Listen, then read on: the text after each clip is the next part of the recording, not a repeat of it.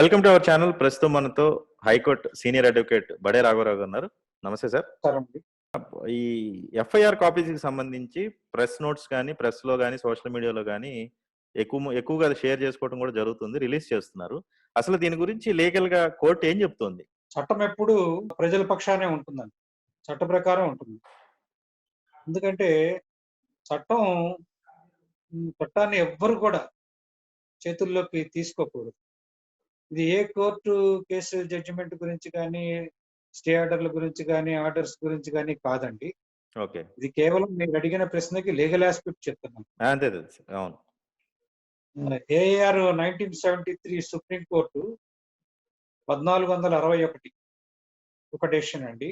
AR 2007 supreme court 861 ఇది రెండవ decision అండి. ఈ రెండు డెసిషన్స్ లో ఉన్నది ఏంటంటే అండి, no one is allowed to emasculate the basic structure and elements of fundamental features of the one and only sacred document of India. అంటే ఇక్కడ మీరు గమనించాల్సింది ఏంటంటే బేసిక్ స్ట్రక్చర్స్ లోకి కొన్ని వెళ్ళిపోతాయి డెమోక్రసీలో. Okay sir. స్ట్రక్చర్ ఏమిటి అంటే ట్రయాంగిల్ ఆఫ్ ఆర్టికల్స్ 14, 19, 21 ఇవి ఈ పై జడ్జిమెంట్ల ప్రకారం ఇవి దీంట్లోకి వెళ్ళిపోయినప్పుడు ఇఫ్ ఎనీ నోయింగ్లీ, అర్థమవుతుందా సార్? అర్థమవుతుంది sir. Knowingly violating the aforementioned decisions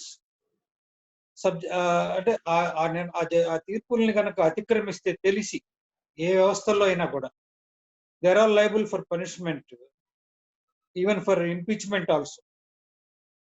because ఎందుకంటే క్రిమినల్ కంటెంప్ట్ అక్కడ కనపడుతూ ఉంటుంది. ఓకే, నా దృష్టిలో అయితే క్రిమినల్ కంటెంప్ట్ అక్కడ ఉంటుంది. ఎందుకంటే ఇక్కడ మీరు గమనించాల్సింది ఒకటి, ప్రతిదీ కూడా covered under constitution of India, great constitution of India. Democracy basic structures జోలికి వెళ్ళొద్దని, దాన్ని మార్చడానికి పార్లమెంట్ కూడా అధికారం లేదని పైన తీర్పుల్ని చెప్పిన తీర్పులు దాంట్లో ఉన్నాయండి. ఈ ఎఫ్ఐఆర్ కాపీస్ ని బయట పెడితే ఏంటి ప్రాబ్లం? అసలు ఎక్కడ ఏం అంత ట్రాన్స్పరెంట్ గా ఏమో జరగవా? దాని గురించి చెప్తున్నాను. దాని గురించే ముందు అసలు ఎఫ్ఐఆర్ కాపీని మీకు అడిగే హక్కు ఉందా లేదా అనేది మీరు తెలుసుకోవాలి. అది రైట్ టు ఇన్ఫర్మేషన్ యాక్ట్ 2005 అండి. దాంట్లో ఆర్టికల్ 19 దాని యొక్క మోటివేషన్ దాని కిందే, అంటే press, social, print, electronic, mass, social media, ఈ 4 కూడా మీడియా కిందకు వస్తుంది. ఈ మీడియా కిందకు వచ్చినప్పుడు మీకు పర్టికులర్లీ ప్రతి దాని మీద మీకు చట్టపరంగా హక్కులు ఉంటాయి. అవి వాటిని దేని కింద హక్కులు ఉంటాయని చెప్పే కదా, ఆర్టికల్ 19 బేస్ చేసుకునే ఈ right to information act 2005 replace అయిందండి. యాక్చువల్గా ఈ రైట్ టు ఇన్ఫర్మేషన్ యాక్ట్ ఉద్దేశం ఏంటంటే క్వాజీ జుడిషియరీ అప్పీల్స్ అన్ని కూడా క్వాజీ జుడిషియరీ అండి. దీంట్లో మెయిన్ గా మీరు ఆలోచించాల్సింది ఆర్టికల్ 19(1)(a). 1A కింద మీకు freedom of speech, freedom of expression, మొత్తం అన్ని మీకు దాని మీద ఉండాల్సినవన్నీ కూడా పూర్తిగా మీకు హక్కులు ఉంటాయి మీడియాకి. Because it is the free, independent and most powerful being a corner stone of democracy. Media అంటే ఏంటి? మీ హక్కుల్ని ఎవరు తీయలేరండి. రైట్ టు ఇన్ఫర్మేషన్ యాక్ట్ అంత గొప్పది. బట్ దీంట్లో ఈ రైట్ టు ఇన్ఫర్మేషన్ యాక్ట్ లో రీసెంట్ గా 2019లో అనుకుంటా, గౌరవనీయ 5 కాన్స్టిట్యూషన్ బెంచ్ ధర్మాసనం, సుప్రీంకోర్టు ధర్మాసనం వారు తీర్పిచ్చారండి. దాంట్లో క్లియర్ గా చెప్పారు. ఎంత క్లియర్ గా చెప్పారంటే అది చాలా క్రిస్టల్ క్లియర్ అండి. అంటే ఈవెన్ దాంట్లో సాక్షాత్ సుప్రీంకోర్టు సిజేఐ ఆఫీస్ కూడా రైట్ టు ఇన్ఫర్మేషన్ యాక్ట్ కింద మీరు మీకు కావాల్సిన పబ్లిక్ అథారిటీ కింద భావించి you can ask any according to the act అన్నమాట. You can demand. చట్టం ఉందా ఇలాగా. పబ్లిక్ అథారిటీ సిజేఐ ఆఫీస్ కూడా పబ్లిక్ అథారిటీ చేసినటువంటి ఘనత మన ఉన్నత న్యాయస్థానాలదండి. మరి ఇటువంటి public authority under the right to information act chief justice of India office కూడా అని అన్నప్పుడు ఆ డెసిషన్ చూడండి, కాదు అందరూ చూడమనండి, అందరినీ, లోకం అందరికీ తెలుస్తుంది. అందులో అలా ఉన్నప్పుడు మీ హక్కుల్ని ప్రెస్ని నియంత్రించటం అనేది ఎంతవరకు సబబు? వ్యవస్థలు ఏ వ్యవస్థలైనా కావచ్చు, వ్యవస్థలు ఏ కోర్టు జడ్జిమెంట్ గురించి, ఏ కోర్టు డైరెక్షన్ గురించి, ఆర్డర్స్ గురించి మాట్లాడలేదు. వ్యవస్థలు మీకున్న వాయిస్ అటువంటిది. ఆర్టికల్ 19(1)A కింద, రైట్ టు ఇన్ఫర్మేషన్ యాక్ట్ కింద, 2005 కింద. మరి అటువంటిప్పుడు how can anyone can control the freedom of speech and expression which shows the free, independent and most powerful media. అదొకటి నాకు తెలిసినంత వరకు ఒక న్యాయవాదిగా మీకు పూర్తి హక్కులు ఉన్నాయి. ఏదైనా మీరు తెలుసుకునే హక్కులు మీకు ఉన్నాయి. ఇక రెండవది, అది మీకు పోతే రెండవది ఏంటంటే అండి, ఇప్పుడు ఈ పైన నేను చెప్పిన AR 1973 SC 1461 జడ్జిమెంట్ ప్రకారం కానీ, AR 2007 SC 861 జడ్జిమెంట్ ప్రకారం కానీ ఒకళ్ళ హక్కుల్ని ఒకళ్ళు భంగపరచకూడదు. రాజ్యాంగపరమైన హక్కుల్ని భంగపరచకూడదు. అలాగే ఇప్పుడు ఒక కేసులోని వివరాల్ని పూర్తిగా గోప్యంగా ఉంచాలి అనేది దాని మీద మనం ఆలోచిస్తే అండి, అది ఎంతవరకు కరెక్ట్ అంటే నేను అనలేదండి, నేనేమంటలేదు. జస్టిస్ దీపక్ గుప్తా గారని రిటైర్డ్ గౌరవనీయ, చాలా గొప్ప వ్యక్తి, జడ్జిమెంట్స్ ఆయనన్నీ బాగుంటాయి. వారు అన్నమాట ఏంటంటే అండి, చాలా కరెక్ట్ గా, అంటే వారి అభిప్రాయం ప్రకారం అది కరెక్ట్ అయి ఉండొచ్చు. నేను కూడా వారు చెప్పింది విని ఆనందపడ్డాను, ఇలా ఉంటుందా అని. అంటే బికాజ్ దాంట్లో ఏమన్నారంటే అండి, legal system gear to favour the rich, అంటే వారు ఆ మాట అనగానే కొంచెం నాకు ఏంటిది వ్యవస్థ ఇలా అన్నారు, వాట్ ఈస్ ది డిఫరెన్స్? ఇప్పుడు gear to favour the rich అంటే, బట్ దాంట్లో rich and powerful people favouring. ఇప్పుడు రిచ్ పవర్ఫుల్ అంటే డబ్బు లేనివాడు, మామూలువాడు న్యాయ పరిస్థితి ఏంటి అంటే, ఆ ఆర్టికల్ 14 ప్రకారం కూడా ఆలోచిస్తే డబ్బులు ఉన్న వాళ్ళకు ఒక విధంగా, డబ్బులు లేని వాళ్ళకు ఒక విధంగా. అలాగే ఇవన్నీ మొత్తం అన్ని కూడా ఆ పైన నేను చెప్పిన 1973 తర్వాత 2007 మరి ఈ జడ్జిమెంట్ సుప్రీంకోర్టు జడ్జిమెంట్సే లోబడి ఉంటున్నాయా లేదా అనేది అది ఆన్సర్ లేని ప్రశ్న అయిపోయింది. 1947 మనకి స్వాతంత్రం వచ్చింది, అది అందరికి, చిన్నపిల్లలకు కూడా తెలుసు, అందరికీ తెలుసు. అయితే 48 నుంచి అండి, నిజాం నవాబు గారి పాలనలో ఉండగా, స్వాతంత్రం వచ్చిన తర్వాత రజాకారులు అని, అబ్బో చాలా మైట్ ఈజ్ రైట్, వాళ్ళు ఇష్టం, మైట్ ఈజ్ రైట్, కట్టబలం ఉంది, ఇష్టం వచ్చినట్టు చేసేయచ్చు, వాళ్ళు ఏదనుకుంటే అది చేసేయచ్చు. వాళ్ళు ఊళ్ళ మీద పడి దాడి చేస్తారు. వాళ్ళు చెప్పిందే చట్టం, వాళ్ళు చెప్పిందే న్యాయం, వాళ్ళు చెప్పిందే వాళ్ళు చెప్పిందే ధర్మం. వాళ్ళు చంపేస్తే చచ్చిపోవాలి. సిద్దిపేట ఎక్కడో జిల్లాలో వీర బైరాన్పల్లి అని ఒక గ్రామం ఉందట. ఓకే. వీర బైరాన్పల్లి. అక్కడ 120 మందినో, 100 మందినో ఊచకోత కోసేశారట ఈ రజాకార్లు ఆ గ్రామ ప్రజల్ని. మరి స్వాతంత్రం వచ్చాక కూడా మైట్ ఈజ్ రైట్, ఆ నిజాం నవాబు గారి పాలనలో అలా జరిగింది రజాకార్లు అని అంటున్నారండి. దానికే నేను అయ్యో రామా ఏంటిది, ఈ స్వాతంత్రం వచ్చి నాకు ఇలా జరిగింది ఏంటి అని అనుకుంటున్నాను. కనుక నేను చెప్పేది ఏంటంటే వాళ్ళందరికీ, ఆ రజాకారుల చేతులు చనిపోయిన వాళ్ళందరికీ వారి ఆత్మ శాంతించాలని మనస్ఫూర్తిగా దండం పెట్టుకుంటూ, అప్పుడు ఇంకా అప్పుడు సాయుధ పోరాటంలో మైట్ ఈజ్ రైట్ అని రజాకార్లు అనుకుంటే బాగానే ఉంది. మరి ఈ రోజు పాలిటిక్స్ అంటే ఇది ఎవరైతే పవర్ లో ఉన్నారో వాళ్ళు మైట్ ఈజ్ రైట్ అనుకున్న సందర్భాలు, చాలా సందర్భాల్లో కోర్టుల చేత తిట్లు తిన్న సందర్భాలు కూడా ఉన్నాయి కదా. కోర్టులు చేత తిట్లు అని, కోర్టులు పర్సనల్ ఎలిగేషన్స్ మళ్ళీ ఇక్కడ అపార్థం చేసుకుంటున్నారు. కోర్టులు ఎవరిని తిట్టవు. అంటే మనం కోర్టులు ఒక తప్పు సామాన్యుడి భాషలో మాట్లాడుకుంటే మళ్ళీ ఆ మొట్టికాయలు సామాన్య మీరు నాతో మాట్లాడుతున్నారు కదా. ఇప్పుడు 62 సంవత్సరాల వయసు గల వృద్ధుడిని, పైగా 34 సంవత్సరాల అనుభవం గల న్యాయవాదిని, హైకోర్టు లాయర్ని కూడా, ఆంధ్రప్రదేశ్ హైకోర్టులో. మరి మీరు నాతో మాట్లాడేటప్పుడు నన్ను సామాన్యుడిలాగా భావిస్తే మీరు తిట్లు తిడుతున్నారు అంటే, తిట్లు ఎవరు తిడుతున్నారు? మీరు ఏం సామాన్యుడు కాదు. తిట్టారు? ఇక్కడ అది మీరు ఏం తిట్టలేదండి. ఇప్పుడు కోర్టులు ఇప్పుడు ఇప్పుడు ఆ మాటకొస్తే వాళ్ళు అంటున్నారు, వీళ్ళు అంటున్నారు, ఇవాళ పార్లమెంట్ లో కూడా ఏదో అన్నారట, అక్కడ కూడా ఏదో అన్నారట, ఇక్కడ కూడా ఏదో అన్నారట. ఇది అనుకోవటాలకి అవకాశాలు ఇవ్వకూడదు. నేను చెప్పేది ఏంటంటే, జుడిషియరీ జుడిషియరీ ఇది సుప్రీం. ఆ డిపార్ట్మెంటే సుప్రీం. జడ్జెస్ దేవుళ్ళు కనుక దేవుళ్ళలాగానే ఉంటారు, ఉండాలి, తప్పదు.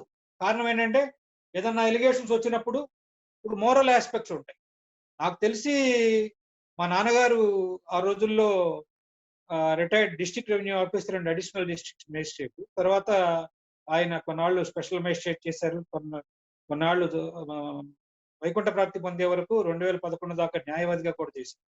మా ఫాదర్ నాతో ఎప్పుడు అనేవారు, అరే నాన్న, న్యాయమూర్తి అయినా, న్యాయవాది అయినా, ఆ ఉద్యోగస్తుడైనా, ఎవరైనా కూడా మోరల్ ఆస్పెక్ట్ కనుక, మోరల్ బైండింగ్స్ కు లోబడి ఉండాలి. మోరల్ బైండింగ్స్ కనుక మనకి పొరపాటున కనుక మనం చట్టంలో మనం తప్పు చేశాము, ప్రజల్లో తప్పు చేశాము అనుకుంటే బెటర్ రిజైన్ చేసేయాలి. లేకపోతే ప్రజలు దృష్టిలో చెడ్డవాళ్ళుగా మిగిలిపోతారు ఎవరైనా కూడా. Moral aspect is very important rather than legal aspect అని చెప్పేవాళ్ళు. బట్ నేను ఇక్కడ ఏమన్నానంటే, సరే మోరల్ ఆస్పెక్ట్లు పక్కన పెట్టేయండి, కానీ లీగల్ ఆస్పెక్ట్ లో వైలేషన్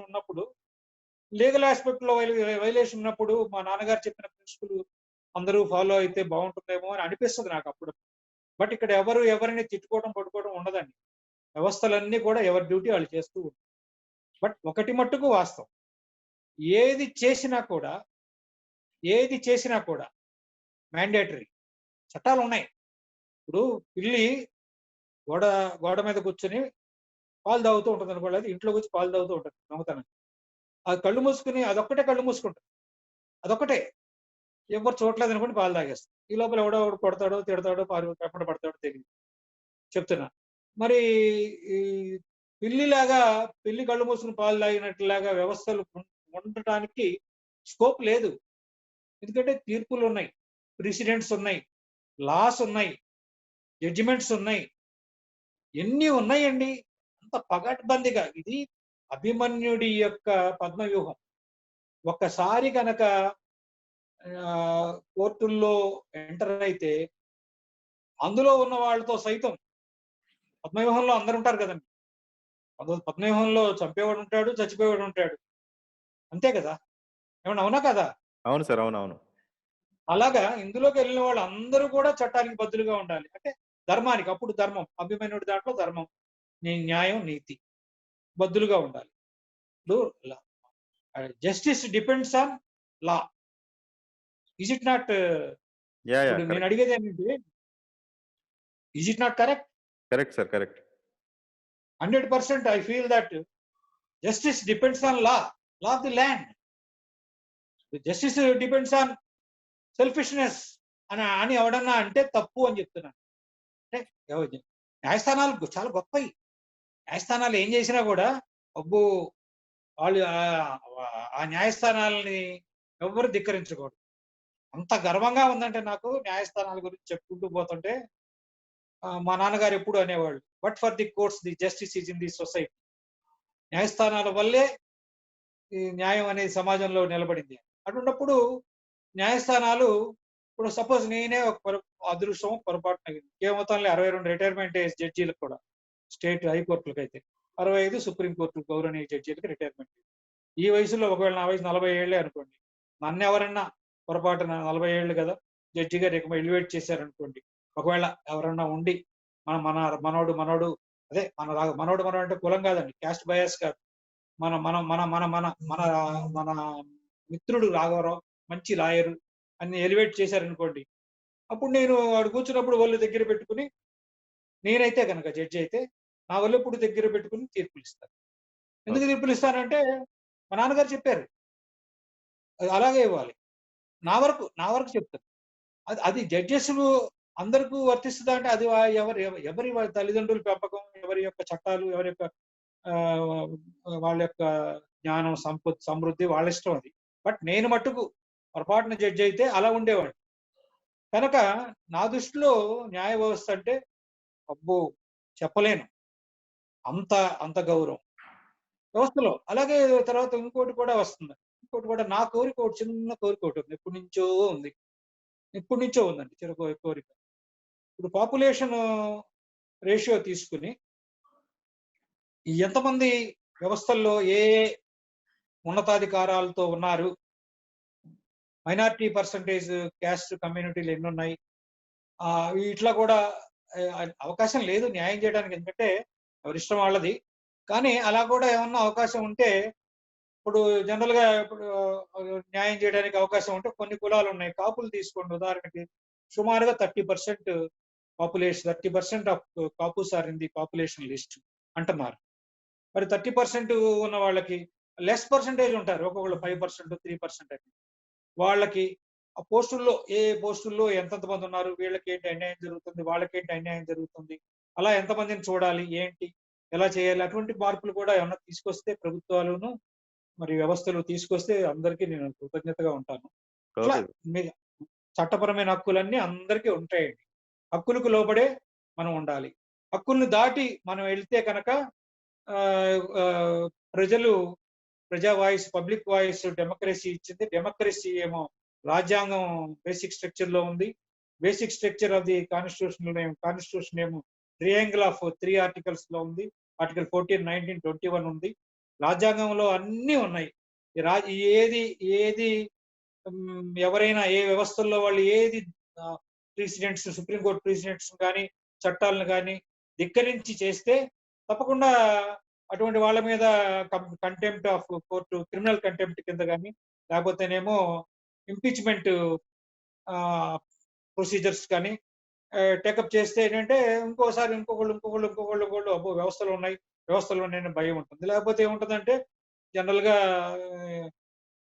నేనేం చెప్పగలను, నా వయసు అయిపోయింది 62, నువ్వు ఉంటానో పోతానో తెలీదు, మిగతా వాళ్ళలాగా నేను చెప్పుకోలేను 10 ఏళ్ళు ఉంటాను, 20 ఏళ్ళు ఉంటానని.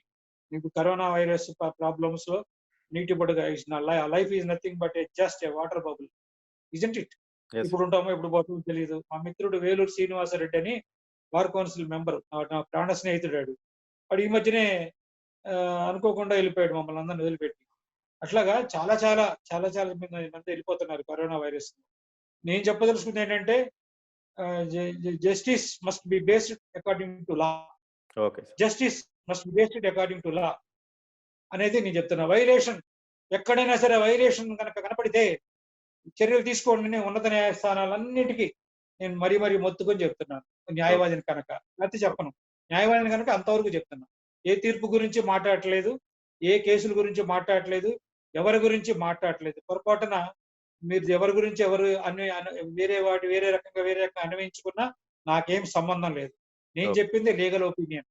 కేవలం ఆ 1973, 2007 సుప్రీంకోర్టు తీర్పులు, constitution of India, basic structure, democracy values, public voice values, ఈ RTI act 2005, right to information act 2005, మన సిజేఐ గారు మా ఆఫీస్ కూడా పబ్లిక్ అథారిటీ కిందకే వస్తుందని వారు ఇచ్చినటువంటి 2019లో 5 ధర్మాసనం ఇచ్చిన తీర్పు, రంజన్ గొగోయ్ గారు, జస్టిస్ రంజన్ గొగోయ్ గారు వారు ఇచ్చిన తీర్పు లోబడి, అలాగే ప్రెస్ కున్నటువంటి ఫ్రీడమ్ ఆఫ్ స్పీచ్, ఎక్స్ప్రెషన్, ప్రెస్కే కాదు వ్యక్తులకు కూడా సిటిజన్స్ ఉన్నటువంటి freedom of speech and expression గురించి, అలాగే వ్యవస్థలు కూడా ఏ రకంగా శిక్షించాలి, ఏ రకంగా ఉండాలి అనేది వాటి గురించి మీరు అడిగినటువంటి ఏదో జనరల్ గా మీరు ఎప్పుడో 30 ఏళ్ల క్రితం అడిగింది ఇప్పుడు అడిగారు మీరు.